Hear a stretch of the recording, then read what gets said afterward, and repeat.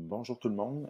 Comme je vous ai dit en classe, ben, je ferai une capsule sur comment faire un graphique avec le Google Sheet. Donc, comme ça, vous allez pouvoir insérer le graphique à l'intérieur de votre rapport de laboratoire. Donc, première chose, ben, il faut se connecter à Classroom. Donc, c'est l'écran que vous voyez. Et là, ce que vous allez faire, c'est que vous allez venir ici cliquer sur, ben, j'appelle ça la gaufre, là. Donc, vous allez venir cliquer ici sur la petite gaufre en haut. Et ce que je vais vous suggérer de faire, c'est d'aller dans votre Drive, premièrement. Donc là, moi, ce que je vais faire, c'est que je vais ouvrir mon Drive. Bon, et là, moi, j'ai déjà des dossiers de fait. Si vous avez rien, je vous suggère de vous créer un dossier, par exemple, chimie. Et comment est-ce qu'on fait ça? Ben, on va s'en venir ici, dans Nouveau, Dossier. Puis, on va nous demander de renommer le dossier. Donc, je vous suggère de le nommer chimie. Et là, ben, vous allez avoir un dossier pour le cours de chimie. Et là, tout ce que vous allez déposer là-dedans, ça va être comme une clé USB virtuelle. Vous allez pouvoir garder vos fichiers dans ça pour être capable de, par exemple, faire un graphique. Donc, une fois que votre dossier est créé, vous allez ajouter un fichier qui est similaire à Excel. Donc, c'est comme le logiciel Excel. Donc, vous allez, en fait, on peut passer par ici dans Nouveau, puis on va insérer une feuille de calcul. Donc là, comme vous avez créé dans votre Drive, dans votre disque, là, le Google Disque, le dossier chimie, puis là, vous insérez la feuille de calcul, bien automatiquement, la feuille de calcul va se créer ici dans votre dossier. Donc, ça va prendre un petit délai, là. Donc là, elle est créée. Donc, on peut venir insérer ici dans le haut le titre de notre feuille de calcul. Donc là, je vais l'appeler graphique. Et là, après ça, on clique n'importe où là, dans le classeur, là, dans le Google Sheet. Puis si vous revenez dans votre dossier chimie, eh bien, automatiquement, il va s'enregistrer. Donc là, mettons que toutes vos fenêtres sont fermées, là. Donc, vous recommencez à zéro. Donc, si vous recommencez à zéro puis vous voulez retrouver votre feuille de calcul parce que vous voulez revoir ce que vous avez fait, mais vous retournez dans la petite gaufre ici. Vous retournez dans votre Drive. Vous allez rechercher votre dossier chimie. Puis après ça, bien, la feuille de calcul s'est enregistrée avec tous les changements. Donc là, je vais la réouvrir. Puis ce que je vais faire, première chose, c'est qu'on va comme se créer un tableau. Donc, Google Sheet fonctionne comme Excel. Il y a des colonnes. Donc, les colonnes A, B, C, D, E, F, puis il y en a à l'infini. Hein. On peut en faire à l'infini. Et puis, il y a les lignes avec des chiffres. Donc là, première chose qu'il faut faire, c'est se faire une colonne avec nos données pour la pression que vous avez calculée, puis une colonne avec les données pour le volume. OK. OK, donc là, j'ai ma base de... En fait, j'ai mon tableau de données que j'ai retranscrit. J'ai pas pris des données que vous aurez prises, là, par exemple, dans votre labo. J'ai inventé des choses pour être capable de voir à peu près la même courbe, mais j'ai pas, ça sera pas exactement la même chose.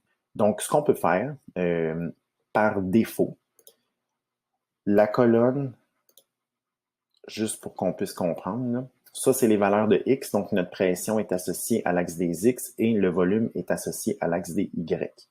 Donc, ce que je vais faire, je vais sélectionner mes titres et je vais sélectionner mes données. Puis là, je vais aller dans Insertion, Graphique.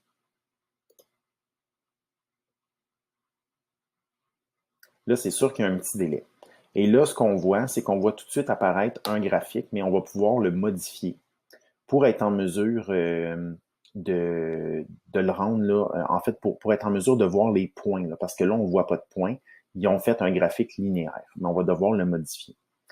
Aussi, le titre, par défaut, ils vont mettre la valeur en fait, ce qui correspond à Y par rapport à X. Donc, si le titre vous convient pas, on peut double-cliquer à l'intérieur, puis là, on modifie le titre. Même chose pour les axes. Si l'axe ne me convient pas, c'est pour ça ici que j'ai sélectionné les titres de mes axes. Donc là, je vais pouvoir venir le modifier. Hein. Par exemple, moi, je veux ajouter aussi l'unité de mesure, donc en kilopascal. Et pour le volume, le graphique, moi, je vous demande de le faire en millilitres. Donc, millilitres par kilopascal. Pourquoi millilitres? Ça va être un peu plus simple pour nous parce que c'est ce qu'on a mesuré avec la seringue. Ensuite, donc par défaut, les bons sont faits automatiquement. Donc, les grandeurs des échelles devraient s'ajuster en fonction de ce que vous avez comme données. Et après ça, on voit déjà que la courbe a pas mal de sens, là. Ça a pas mal d'allure. C'est un peu comme la courbe inversement proportionnelle qu'on a tracée dans nos notes de cours. Par contre, là, ce qu'on va faire, c'est qu'on va venir jouer. Je vais cliquer sur mon graphique. Modifier le graphique. Donc ici, c'est quand on veut refaire apparaître la barre de l'éditeur de graphique ici. Je vais venir sélectionner ici dans le type de graphique. Et là, je veux pas à ligne brisée. Je veux un nuage de points. Donc, le nuage de points va faire en sorte qu'on va venir placer des points aux intersections entre 1, 1, 2, 0,5, 3. Et il va le faire automatiquement pour moi, puis on voit encore la tendance. Il y a aussi une façon de faire tracer finalement la courbe au logiciel. Et là, on va encore venir ici dans les options à côté. Donc, on va venir ici dans personnaliser. On laisse le graphique à nuage de points. On va venir dans personnaliser. On va aller dans série. Puis là, on va aller jusqu'en bas ici, puis on va venir cocher la fonction courbe de tendance. Donc, en cochant ça, on voit que par défaut, il nous trace une ligne qui passe par la moyenne des points. Mais nous, on ne veut pas que ce soit une droite, on veut que ce soit une courbe. Donc, on va venir ici changer série de puissance. Donc, une relation inverse, là, je ne veux pas vous donner un cours de mathématiques, mais c'est une puissance exposant moins 1. Fait qu'en cliquant là-dessus, le logiciel de Google va reconnaître la fonction, puis il va pouvoir tracer notre courbe. Donc, ça donne quelque chose qui ressemble à ça. Ça ressemble beaucoup à ce qu'on veut dans le laboratoire, là, hein. La relation est inversement proportionnelle, donc c'est une courbe qui descend. Donc, plus la pression augmente, plus le volume, lui, il diminue. C'est ce qu'on tend à voir. Bon, autre chose qui peut être intéressante, c'est de venir afficher le coefficient R2. Le coefficient R2, ce qui vient ajouter, c'est que plus ici la valeur de R2, puis ça, on peut laisser la légende là, qui est apparue, là. On peut laisser ça comme ça, c'est correct. Puis ici, on pourrait venir renommer, si on veut, si le point ici, on pourrait venir nommer coordonnées ou point. On peut y donner le nom qu'on veut, mais ça ne dérange pas, là. Moi, ce qui est vraiment important, c'est le nom des axes, en haut et en bas, le titre du graphique et la courbe de tendance qu'on a mis, son coefficient, son R2, c'est 0,996. Plus le R2 est proche de 1, plus la relation elle est significative. Donc ça peut nous permettre de faire des liens dans notre analyse, dans notre conclusion, puis dans notre discussion. C'est sûr que plus le R2 est petit, il se rapproche de 0, moins la relation qu'on a observée est significative. Donc là, peu importe la valeur de R2, faites-la comme ça en fonction de votre donnée, mettez votre courbe de tendance, modifiez le nom de vos axes, modifiez le titre de votre graphique, et aussi on pourrait ajouter l'équation de cette courbe-là.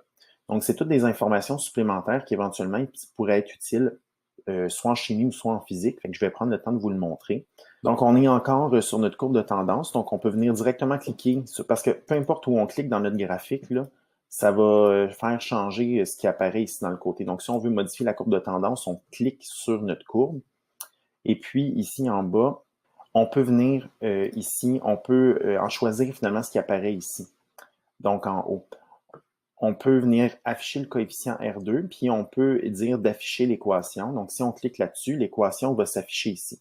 Donc, ça veut dire quoi? Ça veut dire que Y est égal, ce qu'il faut comprendre, Y est égal à 0,981x exposant cette valeur-là. Et ce serait l'équation de notre graphique. Donc là, mon but, c'est pas de vous expliquer la relation, mais c'était juste de vous montrer qu'il est possible d'ajouter les coefficients R2 et d'ajouter l'équation qui correspond à la courbe qu'on vient de tracer. Donc ça, c'est la façon de faire un graphique. Évidemment, là, je reviens à la base. Moi, ce qui est important en chimie, c'est sûr que c'est de mettre vos données à vous de pression et de volume que vous avez calculées en labo. Après ça, de sélectionner, de faire générer votre graphique, de sélectionner nuage de points. Quand on vient ici dans configuration, on vient choisir nuage de points. Après ça, on vient dans personnaliser dans l'onglet série, puis on va venir choisir courbe de tendance, puis on va venir changer le type pour série de puissance. Et là, on va voir notre belle courbe se tracer. Ensuite, on peut venir cocher ici, utiliser le coefficient R2. Ça va apparaître. Puis, on peut venir choisir l'étiquette qui est utiliser l'équation. On renomme nos axes en indiquant les unités en haut et en bas. Puis, on peut modifier notre titre. Une fois que tout ça est fait, on peut cliquer dans le vide, n'importe où. Et là, nous, notre graphique, ça ici, maintenant, on veut l'apporter dans notre rapport. Donc là, ce que je vous suggère de faire, c'est que dans votre Classroom, donc vous retournez, peu importe le groupe, là, je m'en vais dans Travaux et Devoirs. Et là, je m'en vais sélectionner mon labo. Et là, je vais me retrouver. Donc, j'ouvre mon document. Donc là, évidemment, mon document, il est vide, là. Donc là, je reviens ici. Donc, je peux venir sur les 3 petits points ici dans le coin, puis je vais venir sur copier le graphique. Donc là, le graphique, il est copié, et après ça, je peux revenir. On retourne dans notre laboratoire. On peut cliquer droit et faire coller. Ah, bon, là, il nous dit qu'il faut utiliser les commandes, le CTRL-V ou CTRL-C. Bon, OK, c'est parce que ça vient d'une feuille de calcul séparée. Là, une ou l'autre des options va fonctionner. Je vais choisir la deuxième. Et là, le graphique apparaît. Il apparaît comme une image, donc je ne peux plus le modifier. Donc, c'est pour ça que c'est important, avant de le copier dans notre rapport, de bien faire toutes les modifications qu'on veut faire à l'intérieur. Donc, changer les titres des axes, changer le titre du graphique. Et après ça, on vient dans les 3 petits points, on vient faire copier le graphique, on s'en vient dans notre rapport et on vient le coller. Donc là, notre graphique, il est bien placé, donc on peut faire notre section graphique et venir l'insérer automatiquement. Si jamais vous avez de la difficulté à faire votre graphique, vous ne vous gênez pas, vous m'écrivez, puis ça va me faire plaisir de vous aider. Donc là-dessus, je vous souhaite une belle rédaction. Salut!